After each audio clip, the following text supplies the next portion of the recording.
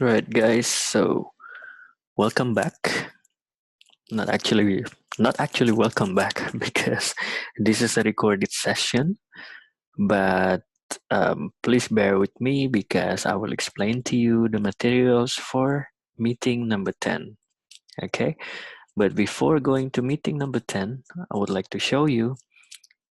This is from the first meeting because I would like to refresh some concept of brand management before going into the materials of meeting number 10. Okay, so let's come back and see the definition of what is a brand. Well, a brand is a name, terminology, sign, symbol, or design, or even combination of all of this, right? So the attributes that can identify the brand are called brand elements, and anything can become brand elements. It can be a jingle, it can be people. People in this case are, what do you call that? Brand endorsers, right? Celebrity endorsers or anything. Now, as you see here, the third slide is most valuable brands in the world. And you have to also remember that brands is actually the labels of a product or related services. So a product can be sold without a brand, but brand itself is a totally different concept. Okay, now let me move to which is supposed to be the slide from the 10th meeting for the 10th meeting. Okay, now I hope you are still I hope you still remember the concept of brand equity.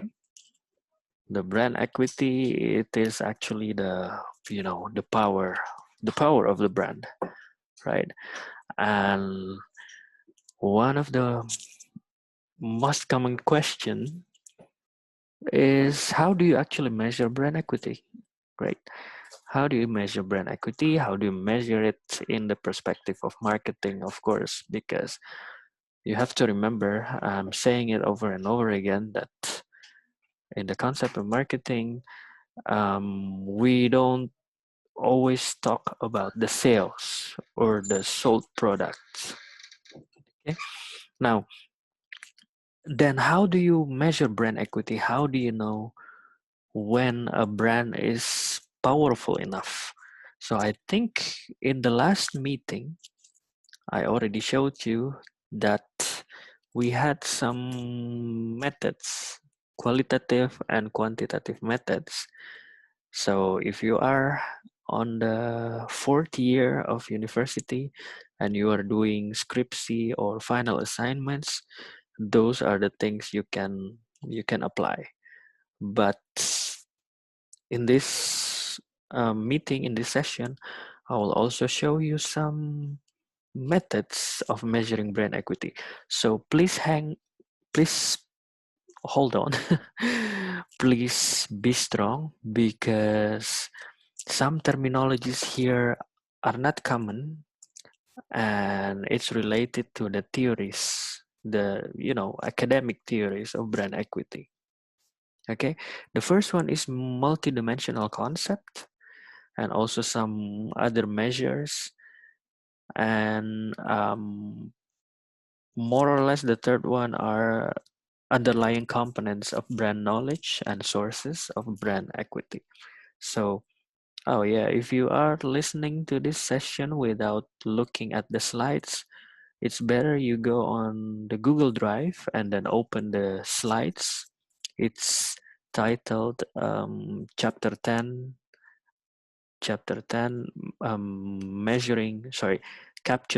measuring outcomes of brand equity, capturing market performance. Okay. Now let me go to, I will not go into details on the slides because I plan to have this recording for more or less 10 to 15 meetings. But in order to make me explain this clearer, I would like you to go into the third slides. So if you see, we already talked on the 9th meeting last week more or less about quantitative and qualitative methods. Quantitative is when we are dealing with that method with the numbers. I mean, we can measure the brand equity with numbers.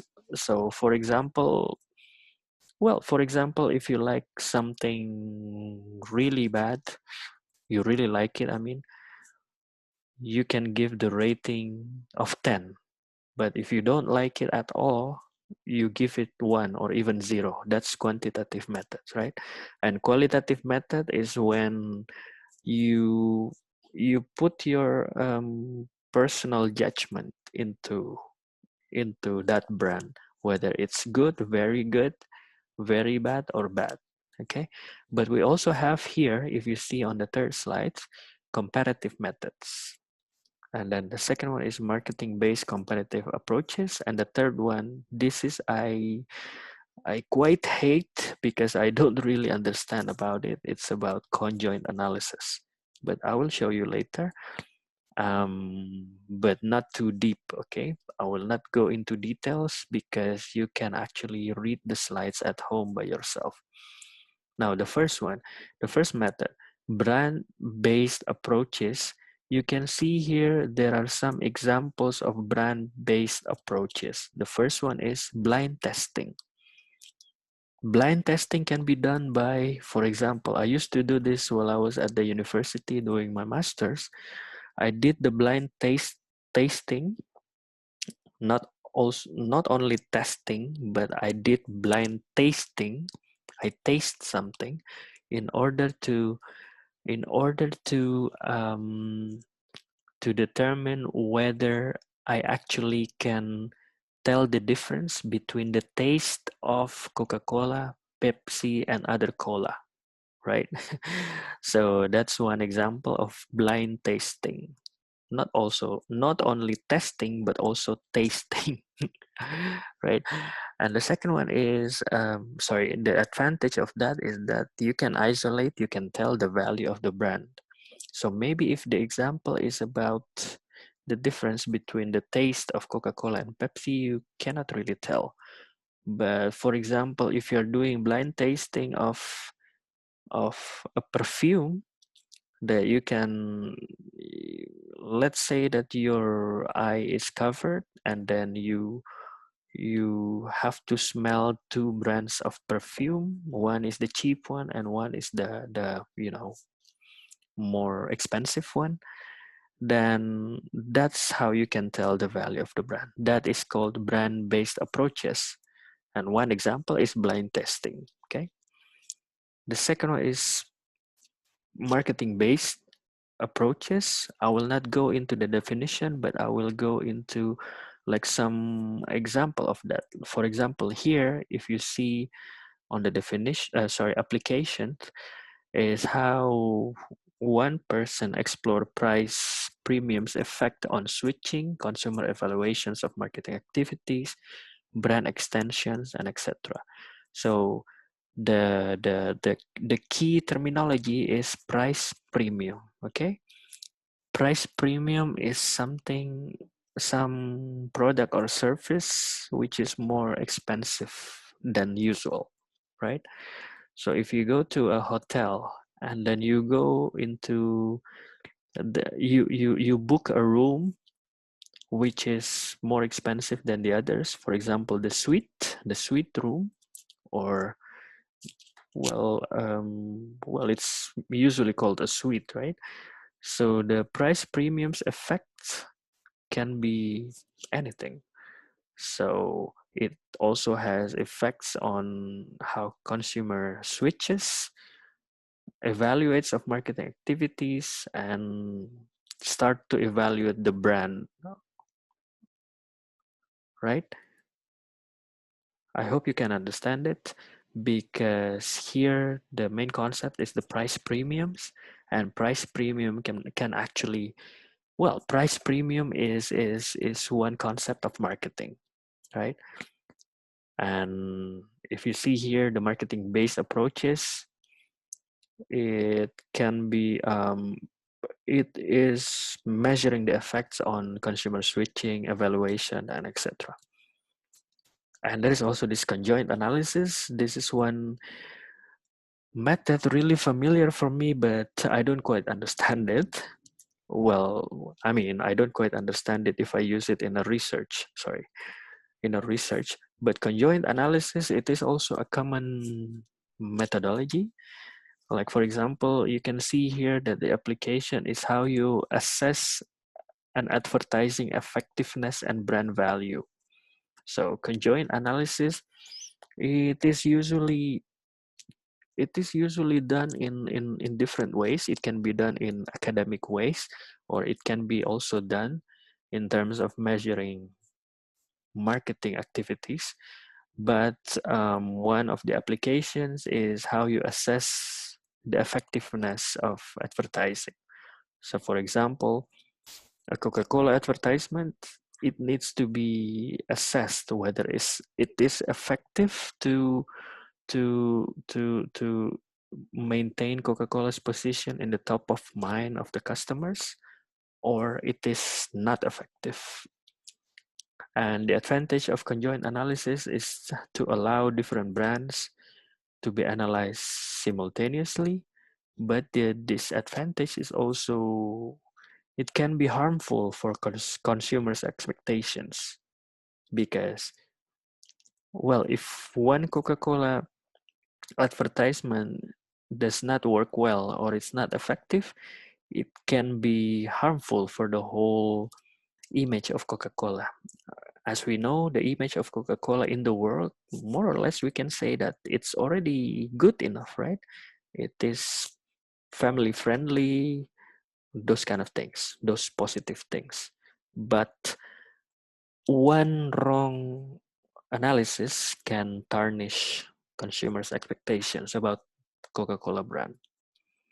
Right, so I will not go into detail. Let's jump into slides number, because all of the other slides you actually can read it by yourself, but I will go into slide number 10. You can see here that actually measuring a brand management activity also has accounting background, right?